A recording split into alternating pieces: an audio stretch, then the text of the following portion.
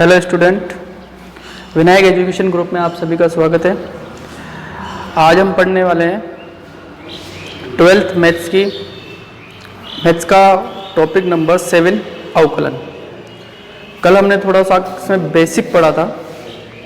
Basic में हम लोगों ने पढ़ा था, एक तो पढ़े थे सूत्र, दूसरा पढ़ा था दो फलनों के गुणनफल का अवकलन, तीसरा पढ़ा था तीन फलनों के गुणनफल का अवकलन, उनके सूत्र और उनके ऊपर कुछ एग्जाम्पल पढ़े थे।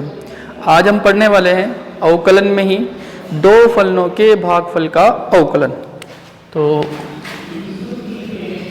अवकलन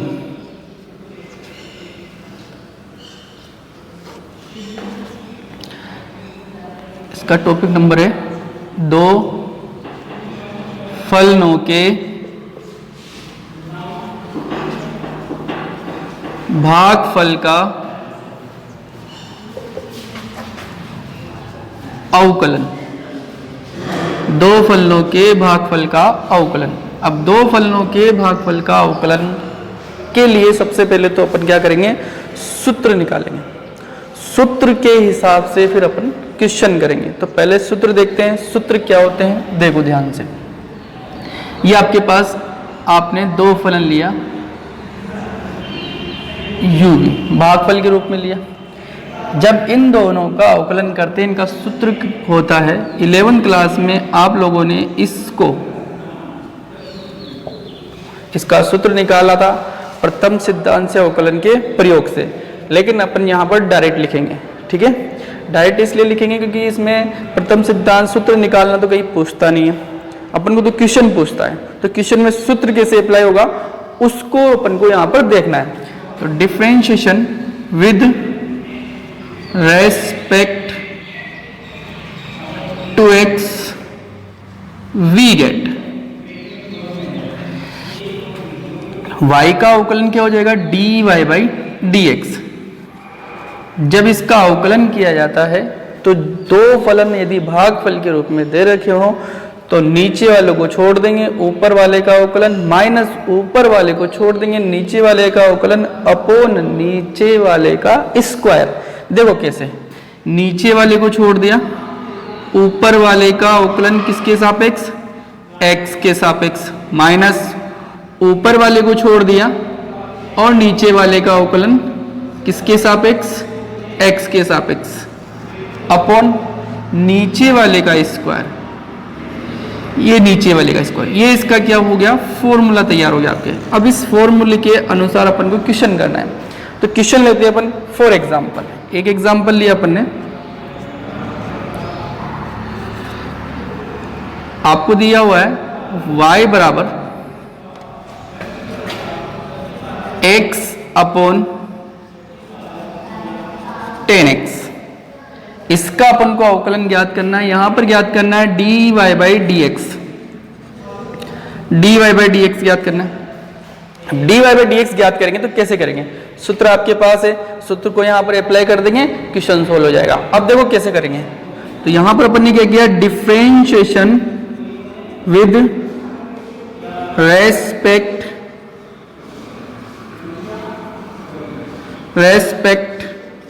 to x we get y का डिफरेंशिएशन क्या हो जाएगा, dy बाई dx। यहां दो फलन भागफल के रूप में दे रखे, तो नीचे वाले को छोड़ देंगे, ये नीचे वाले को छोड़ दिया, ऊपर वाले का अवकलन, ऊपर वाला फंक्शन क्या है x, तो ऊपर वाले का अवकलन माइनस ऊपर वाले को छोड़ देंगे, ऊपर वाले को छोड़ दिया, नीचे वाले का अवकलन, तो नीचे वाला क्या फंक्शन है आपके पास 10x, इसका अवकलन अपॉन फिर क्या करेंगे, नीचे वाले का स्क्वायर, तो ये नीचे वाले का स्क्वायर 10 स्क्वायर x। एक बार फिर देखो, ये फंक्शन दे रहेगा आपको, इसका dy बाई dx निकालना है, यानी कि इसका x के सापेक्ष अवकलन करना है। तो अपन ने लिखा differentiation with respect to x we get. आप चाहो तो हिंदी में भी लिख सकते हो x के सापेक्ष अवकलन करने पर। अब जैसे अवकलन करेंगे तो y का तो हो जाएगा dy बाई dx। यहां दो फलन भागफल के रूप में दे रखे हैं, तो नीचे वाले को छोड़ देंगे, ऊपर वाले का अवकलन माइनस ऊपर वाले को छोड़ देंगे, नीचे वाले का अवकलन, अपॉन नीचे वाले का स्क्वायर। आगे चलते हैं तो dy by D X as it is, ten X वैसा का वैसा ही, इनटू x का x के सापेक्ष अवकलन करेंगे, यानी कि फलन का फलन के सापेक्ष, सेम फलन का सेम फलन के सापेक्ष अवकलन करते हैं तो उसका जो मान होता है, अवकलन होता है, वो कितना आता है? 1 आता है, उसकी वैल्यू 1 आती है, 1 minus x into ten x, ten x का अवकलन होता है सेक स्क्वायर एक्स अपॉन नीचे आपके पास ten square X as it is. और आगे चलते हैं, थोड़ा सा इसको सोल्व कर लेंगे तो D Y by D X बराबर टेन एक्स को x से मल्टीप्लाई करेंगे तो टेन एक्स ही आएगा, माइनस x को सेक स्क्वायर x से करेंगे तो x sec square x upon ten square x। ये आपका क्वेश्चन सोल्व हो गया। इसी प्रकार आप और भी क्वेश्चन सोल्व कर सकते हैं, लेकिन ये था आपके 11th का मैटर। अब यहां से अपन पढ़ेंगे 12th के मैटर की बात करेंगे। 12th के मैटर की बात करेंगे तो 12th में सबसे पहला जो टॉपिक आता है वो आता है संयुक्त फलनों का अवकलन। बहुत सारे लोग संयुक्त फलनों का अवकलन भी बोलते हैं, बहुत सारे लोग ऐसे बोलते हैं फलन का फलन, फलन में फलन का अवकलन, या फलन का फलन का अवकलन, ऐसे भी बोलते हैं। तो आप लोगों को जो भी याद रखना है आप रख सकते हो। मैं यहाँ पर संयुक्त फलनों का अवकलन लिखा हुआ है, देखो ध्यान से। ये आप लोगों ने एक चीज और, अगर किसी बच्चे को कोई चीज समझ में नहीं आती है, कोई क्वेश्चन में दिक्कत होती है, तो सबसे पहले उस मेरे जो नंबर है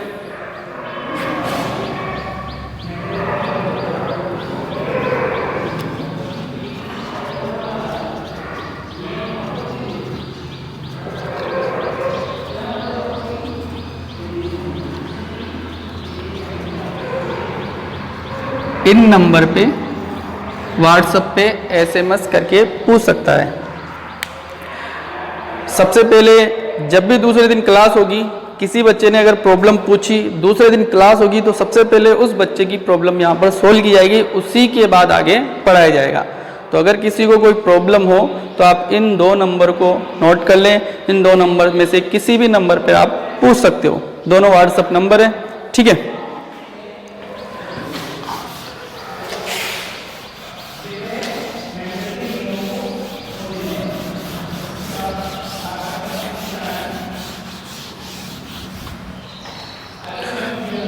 संयुक्त फलनों का अवकलन,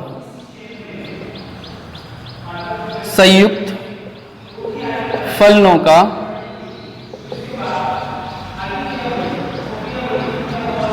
अवकलन या फलन में फलन का अवकलन। फलन में फलन का अवकलन के संयुक्त फलन क्या होता है? सबसे पहले तो फलन के अंदर फलन हो या फलन के अंदर फलन हो तो उस प्रकार के फलन को क्या बोलते हैं? संयुक्त फलन बोलते हैं। जैसे अपन ने लिखा, कोई फंक्शन लिखा y बराबर f ऑफ g ऑफ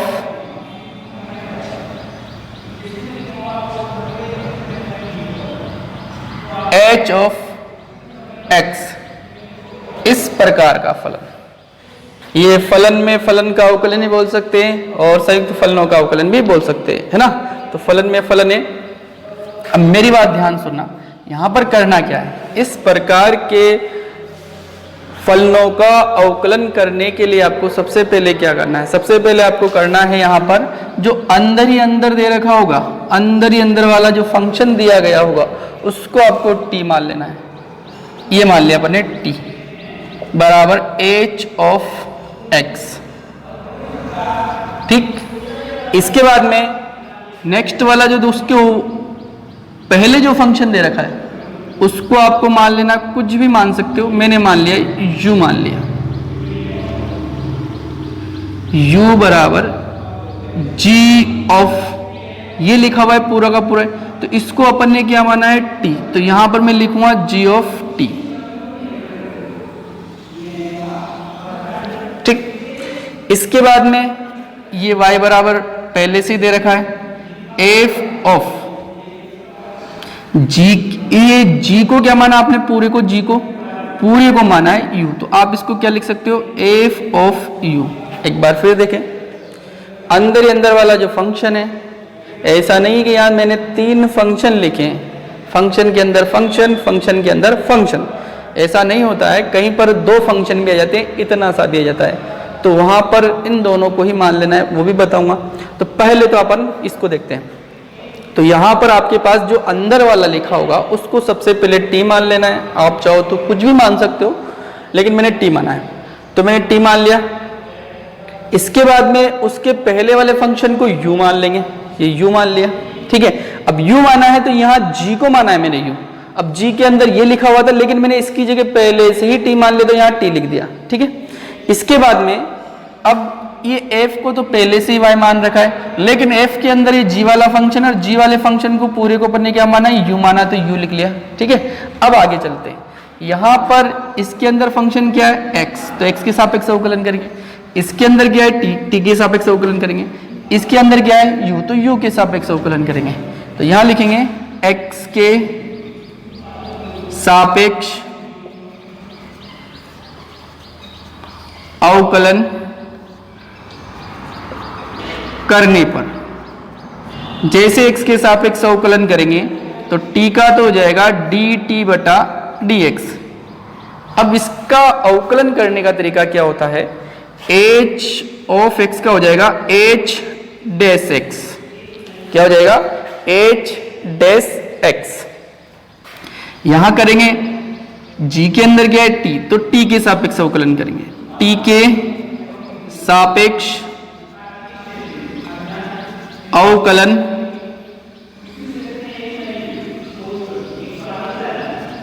करने पर, ठीक।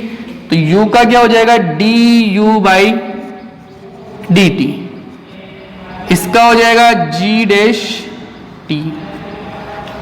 इस प्रकार के फलन का जब अवकलन करते हैं तो डैश लगा करके ही अवकलन लिखा जाता है, ठीक है।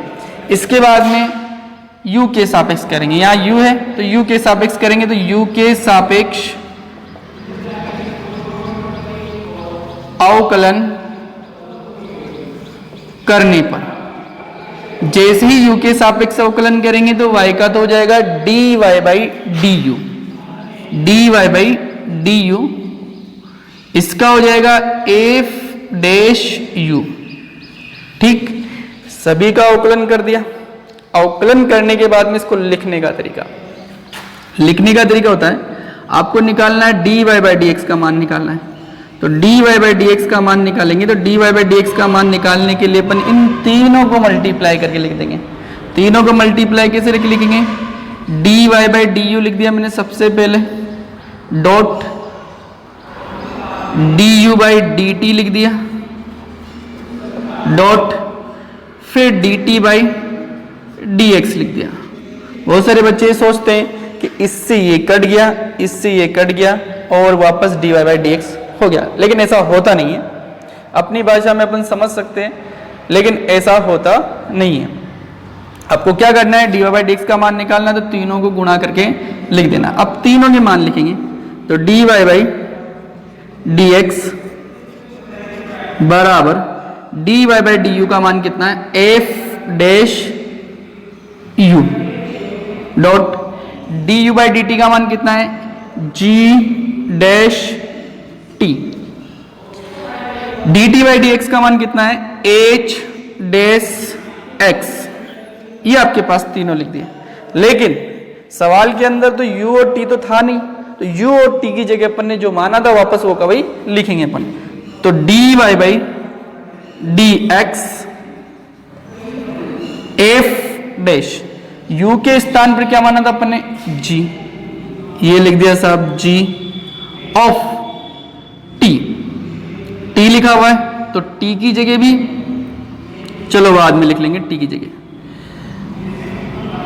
इसके बाद में g डैश t, t के स्थान पर क्या था, ये रहा h ऑफ x, और h डैश x वैसा का वैसे ही, ठीक, आगे थोड़ा सा और चलते हैं, मैं साइड में लिख देता हूं इधर, dy बाई dx बराबर f डैश। अब ये g लिख दिया, g के अंदर है t को अपन ने क्या माना था, h ऑफ x को t माना था, तो h ऑफ x यहां पर लिख देंगे, ये लिख दिया, और बाकी as it is g dash h of x h dash x। एक बार फिर देखें, ये आपका फॉर्मूला तैयार हो गया, लेकिन अपन फॉर्मूले से नहीं करेंगे सवाल, जिस तरह से अब मैंने यहां पर फॉर्मूला निकाला है उसी तरीके से अपन सवाल करेंगे, क्योंकि सवाल बड़े नंबर का आता है और बड़े नंबर में कुछ लिखना पड़ता है। अगर अपन इस फॉर्मूले का यूज करेंगे तो इस फॉर्मूले से एक लाइन में सवाल हो जाएगा, और एक लाइन में अपन को करना नहीं है, डायरेक्ट आंसर आ जाएगा।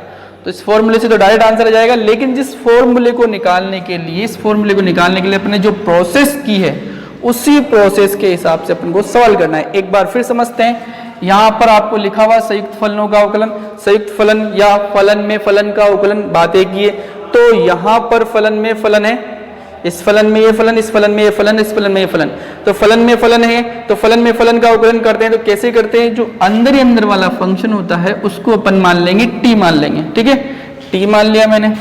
फिर उसके बाद में उससे पहले वाला जो फंक्शन है उसको u मान लो, v मान लो, मैंने u मान लिया, ठीक है, u मान लिया, u g को माना, g के अंदर ये था तो इसको भी मैंने t माना था तो t लिख दिया यहाँ पर, ठीक है। फिर इसके बाद में y बराबर f है, f के अंदर क्या है, g को माना है मैंने u, तो u लिख दिया, ठीक। अब यहाँ पर जो इसके अंदर लिखा होगा उसी के सापेक्ष अवकलन, जो इसके अंदर लिखा होगा उसी के सापेक्ष अवकलन, जो इसके अंदर लिखा होगा उसी के सापेक्ष अवकलन। इसके अंदर x लिखा हुआ तो x के सापेक्ष अवकलन करने पर t का करेंगे dt बाई dx, h का करेंगे तो h का अवकलन करते हैं, तो इस तरह का अवकलन, इस तरह के फंक्शन का अवकलन करने के लिए वहां पर सिर्फ डैश लगा दिया जाता है। तो डैश लगाया अपने h डैश x, यहाँ पर t के सापेक्ष अवकलन करेंगे, तो t के सापेक्ष अवकलन करने पर जैसे t के सापेक्ष अवकलन किया तो u का t के सापेक्ष करेंगे तो du बाई dt, ठीक है। और इसका करेंगे तो अभी मैंने बताया कि इस प्रकार का जो फंक्शन होता है उसका अवकलन करने के लिए डैश लगा दिया जाता है, तो g डैश t 11th में पढ़ रखा अपन ये चीज। फिर यहाँ u के सापेक्ष अवकलन करेंगे, तो u के सापेक्ष अवकलन करेंगे तो du by du, dy by du बराबर f का करेंगे तो वही f डैश u। अब dy बाई dx का मान निकालना है, dy बाई dx का मान निकालना, तो dy बाई dx का मान निकालने के लिए इन तीनों को आपस में क्या कर देंगे, गुणा कर देंगे। तो मैंने गुणा में लिख दिया, ये लिख दिया, ठीक। गुणा में लिखने के बाद में इनकी वैल्यू रख देंगे, इनकी वैल्यू क्या है भाई, dy बाई du की वैल्यू है f डैश u रख दी, इसकी वैल्यू है g dash t, dt by dx की वैल्यू है h डैश x रख दी। अब यहाँ पर f डैश वैसा का वैसे, u की वैल्यू ये रही, ये रख दी अपन ने यहाँ पर u की वैल्यू, g डैश t की वैल्यू ये रही तो ये रख दी अपन ने, और ये h डैश वैसा का वैसा ही। आगे और चलते हैं, dy बाई dx वैसा का वैसे, f डैश वैसा का वैसे, यहाँ g भी वैसा का वैसे, लेकिन g के अंदर t लिखा हुआ है और t की वैल्यू है आपके पास h ऑफ x रख दिया अपन ने।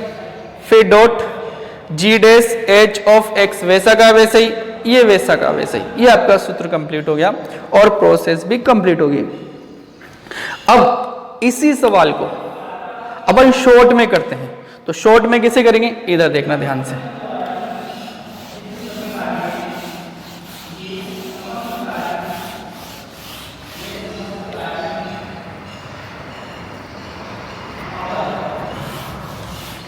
ये तो इसका फर्स्ट मेथड था। सेकंड मेथड एक और यूज करते हैं अपन, सेकंड मेथड। सेकंड मेथड में क्या होता है,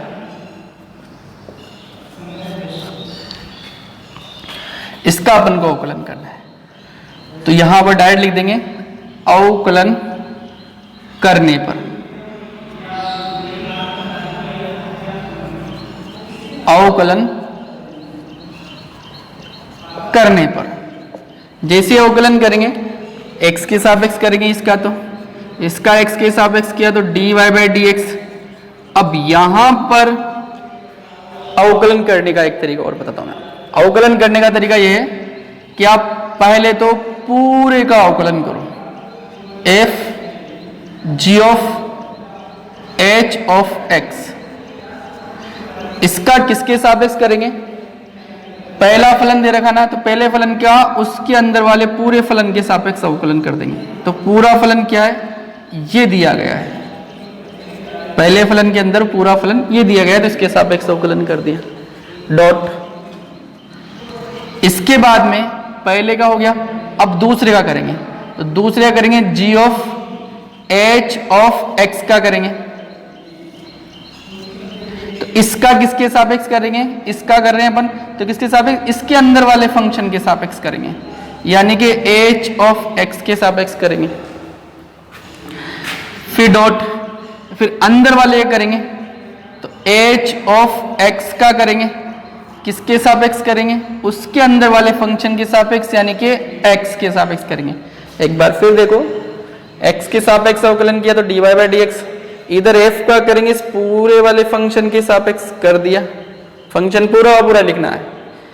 फिर g का करेंगे तो अंदर वाले के सापेक्ष करना है, कर दिया। फिर h का करना है, इसके अंदर वाले के सापेक्ष करना है, तो कर दिया। अब जैसे ही इसका अवकलन करेंगे तो ये dy बाई डी एक्स तो वैसा का वैसा ही। आगे चलते हैं, इसका अवकलन करेंगे तो यहां पर जब अपन अंदर वाले फंक्शन के सापेक्ष अवकलन करते हैं तो केवल बाहर वाले फंक्शन का ही अवकलन होता है, अंदर वाले का नहीं होता है। अंदर वाले को वैसा का वैसा ही लिख देते हैं, तो इसका ओनली इसका अवकलन होगा। तो इसका अवकलन क्या हो जाएगा, f का f डैश हो जाएगा, बाकी वैसा का वैसा ही छोड़ देना है, ठीक, डॉट। इसी प्रकार यहां पर g का करना है इसके सापेक्ष, तो केवल g का ही अवकलन होगा, बाकी वैसा का वैसा ही रह जाएगा। तो g का अवकलन g डैश और अंदर वाला वैसा का वैसा ही रह गया, डॉट। फिर इसके बाद में इस h का करेंगे तो h का हो जाएगा h डैश और अंदर वाले को वैसा का वैसे छोड़ देंगे। ये वापस आपके वही सूत्र आ गया। ये शॉर्ट टर्म से पहले अपन ने बड़ा तरीका बताया था, लेकिन बड़ा तरीका ही यूजफुल है। ये तो क्या है, ऑब्जेक्टिव क्वेश्चन के लिए, सब्जेक्टिव पेपर के लिए तो बड़े वाला तरीका ही यूज में लेना है, क्योंकि बड़े नंबर का क्वेश्चन आएगा। तो अब अपन क्वेश्चन करते हैं, देखो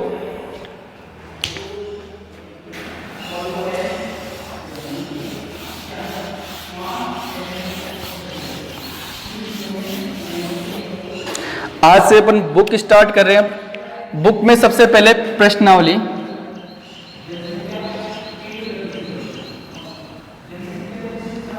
सात पॉइंट 1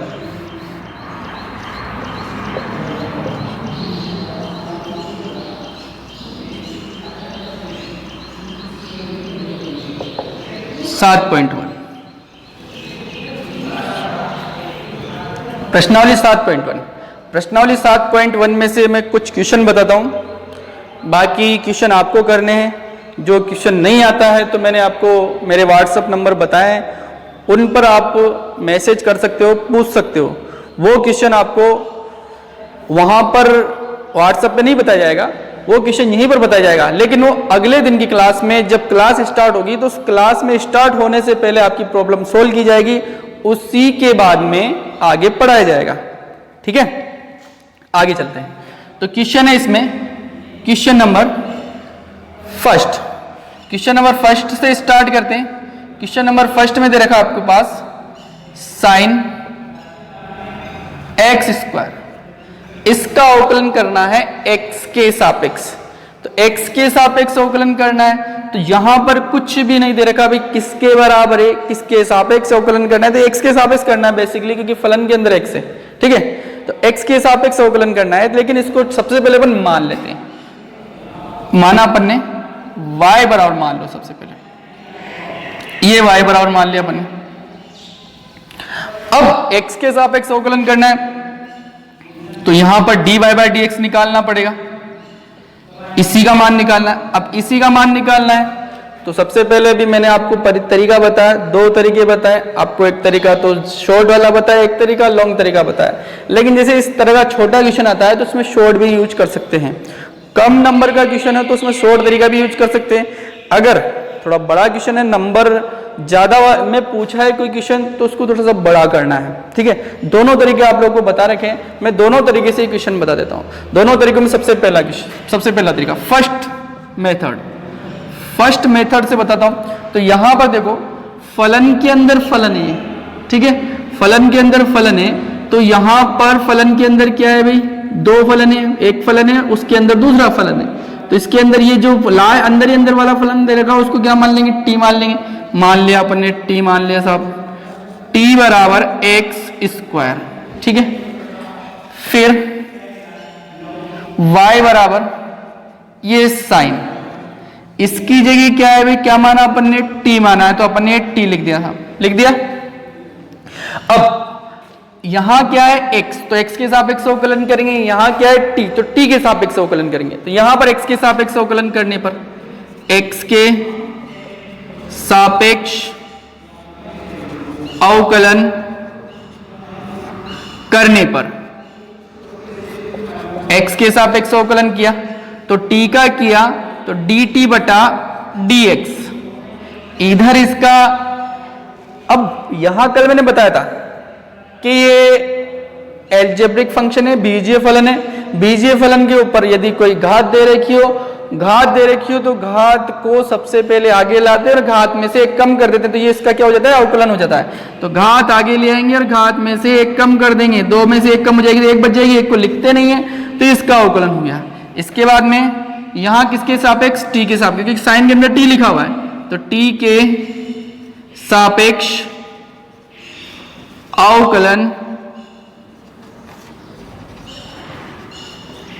करने पर, जैसे t के सापेक्ष अवकलन करेंगे तो y का हो जाएगा dy बाई dt और साइन का हो जाएगा cos t, ये हो गया। अब अपन को तो निकालना है dy बाई dx निकालना है, dy बाई dx निकालना है, तो dy बाई dx निकालने के लिए इन दोनों को क्या कर देंगे, गुणा कर देंगे, तो dy by dt dot dt by dx, ठीक। तो यहां पर जैसे गुणा करेंगे तो dy by dx as it is, dy by dt का मान कितना है, cos t, और इसका मान कितना है, 2x।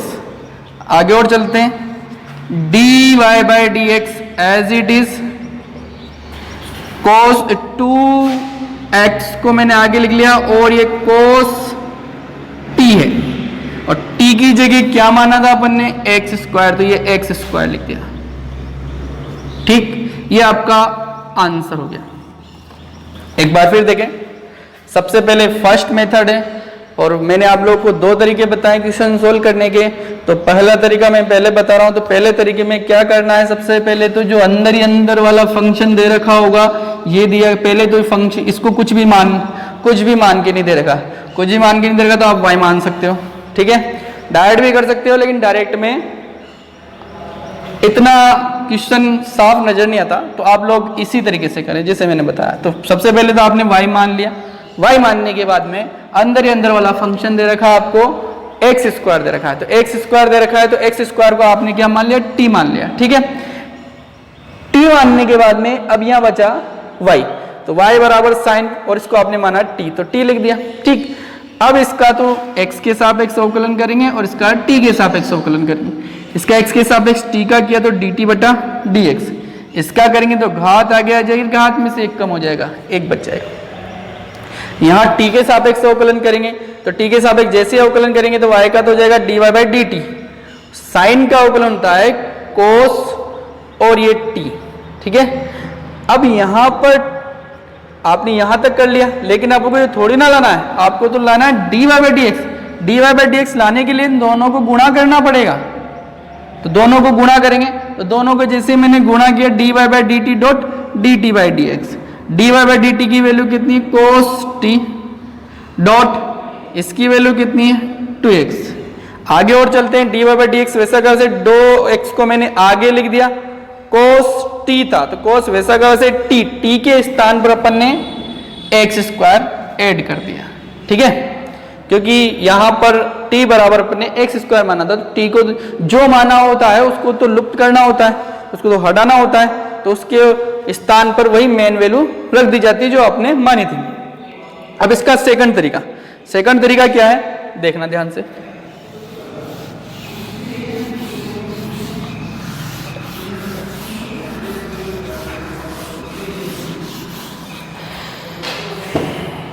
सेकंड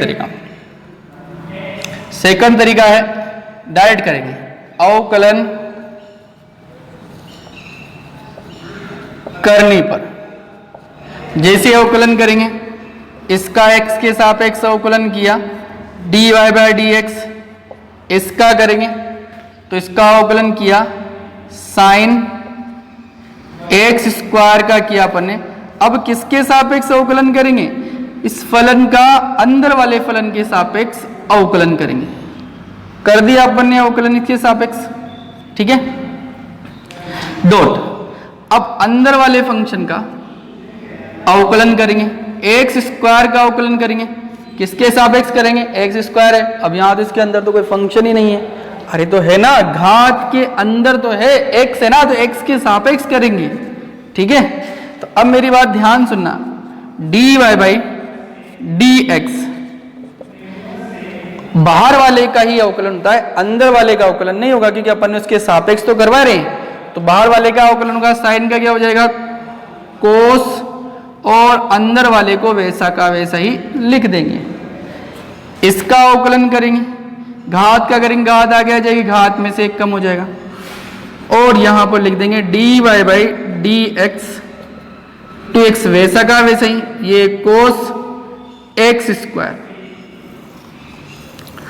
एक चीज और, अभी तो अपन थोड़ा सा लॉन्ग मेथड में कर रहे हैं इन सवालों को, लेकिन जैसे अवकलन पढ़ते जाएंगे तो इस तरह का जो अवकलन आएगा बीच क्वेश्चन में आएगा, तो अपन को इतना बड़ा नहीं करना है, वहां डायरेक्ट कर देंगे, क्योंकि आपको आदत पड़ जाएगी, फिर आपके दिमाग में आ जाएगा कि कैसे अवकलन होता है। थोड़ी सी प्रैक्टिस होगी, उसके बाद में ऑटोमेटिक ही आने लग जाएगा, ठीक है।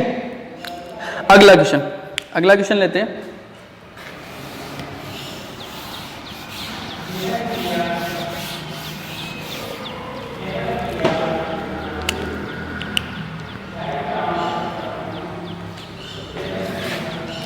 Question number 6, sine x degree, इसका अपन को अवकलन करना है x के सापेक्ष। तो सबसे पहले तो मान लेंगे, ये मान लिया अपन ने y बराबर साइन x डिग्री। अब यहां पर आपको निकालना वही dy बाई dx की वैल्यू निकालना है, dy बाई dx की वैल्यू निकाल लेंगे। तो सबसे पहले तो यहां पर देखो x आपके पास होना चाहिए, यहां पर x आपके पास नहीं है, x के स्थान पर क्या है, x डिग्री है, तो x डिग्री से x में बदलेंगे। अब x डिग्री से x में बदलने के लिए आप क्या करोगे, देखो ध्यान से। सबसे पहले आप अच्छी तरह जानते हो कि 180 डिग्री बराबर कितना होता है, पाई होता है, पाई रेडियन होता है।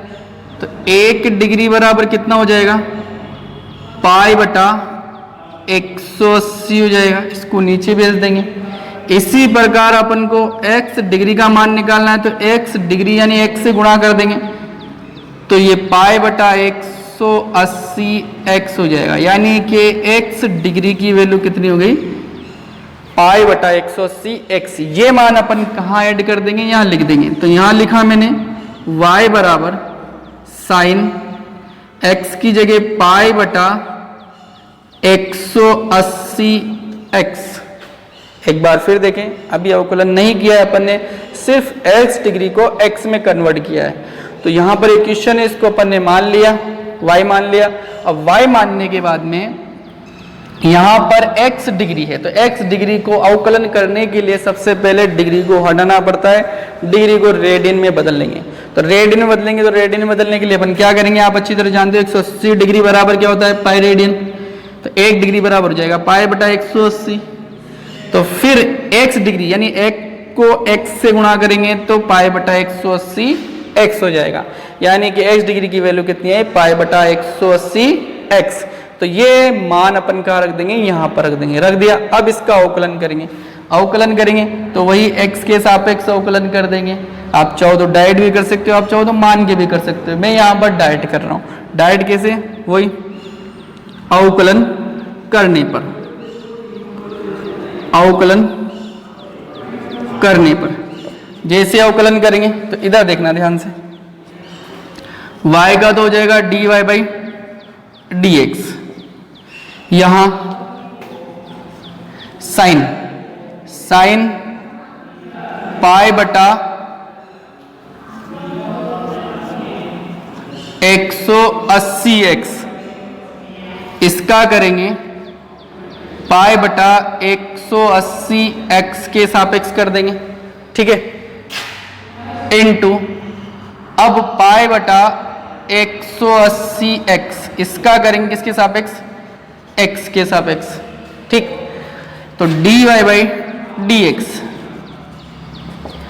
साइन का करेंगे तो क्या हो जाएगा, कोस, और अंदर वाली वैल्यू वैसी की वैसी ही रह जाएगी, क्योंकि अपन ने बाहर वाले का कर रहे हैं अंदर वाले के सापेक्ष, तो कोई चेंज नहीं होगा।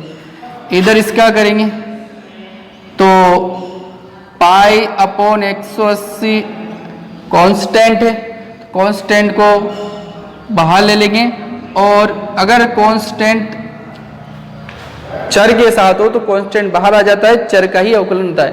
तो x का अवकलन क्या हो जाएगा भाई, 1 हो जाएगा, ठीक है। तो आप इसको लिखेंगे dy बाई dx बराबर पाई बटा 180 और ये कोस पाई बटा 180x, ये हो गया सोल्व। लेकिन अपन इसको और छोटा कर सकते हैं, और छोटा कैसे, एक तरीका तो मैंने आपको ये बताया, एक तरीका और बताता हूं, यहीं से एक तरीका और बताता हूं। एक तरीका और कौन सा, देखो ध्यान से, आप डायरेक्ट भी कर सकते हैं। डायरेक्ट कैसे, आप यहीं से दिमाग लगाएंगे कि ये साइन है, तो सबसे पहले साइन का, y का तो कर दिया अपने dy बाई dx, साइन का अवकलन करेंगे तो साइन का क्या हो जाएगा भाई, कोस, कोस हो जाएगा। अंदर वाले को वैसा का वैसे लिख देंगे, क्योंकि अपन ने बाहर वाले का अवकलन किया है, तो अंदर वाला वैसा का वैसे लिख दिया, पाई बटा 180x वैसा का वैसे लिख दिया, इनटू, ठीक। अब अंदर वाले का करेंगे तो अंदर वाले का क्या हो जाएगा, पहले बाहर वाले का कर दिया अपन ने, अब अंदर वाले का करेंगे तो अंदर वाले का क्या हो जाएगा, पाई बटा 180x का करना है, तो पाई बटा 180 तो कांस्टेंट, तो ये तो वैसा का वैसा ही छोड़ देंगे, लेकिन इसके गुणा में क्या है, x, तो x का अवकलन क्या हो जाएगा साहब, 1 हो जाएगा। इसको डायरेक्ट भी इस तरह से अपन कर सकते हैं, और इसको आगे लिख लेंगे पाई बटा 180 और ये कोस पाई बटा 180x, ये हो गया।